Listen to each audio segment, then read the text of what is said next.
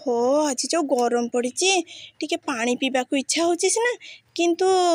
टिके जूस टूस पानी माने पीदेले भल लगे मजा भी आसब नुहे कौन करवा ये गोटे दुकान भी नहीं कौन करवा आरे ये गोटे झीटा बस देखा ये पाखे कौन कौन जूस सब अच्छी झील ये कौन कौन जूस अच्छी एटा ब्लूबेरी जूस आटा मैंगो जूस आटा स्ट्रॉबेरी जूस आटा वाटरमेलन जूस आटा लेमन जूस आटा चॉकलेट जूस वाह केते प्रकार जूस अच्छी आ सब बहुत टेस्टी होइतबा नुहे केते टंका कहलो एटा एटा 20 टंका एटा 30 टंका एटा 40 टंका एटा 50 टंका एटा 60 टंका आटा चॉकलेट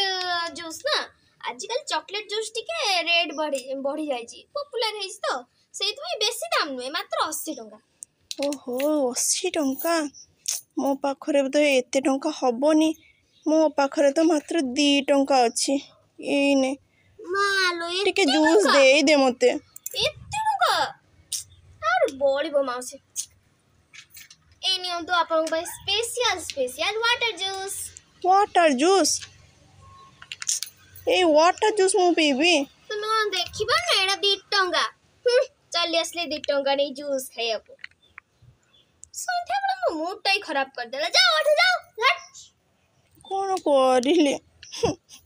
मु आसली जूस पीबा को मते वाटर जूस देले तुम दुकान रे जीवने मु आसीबिनी ना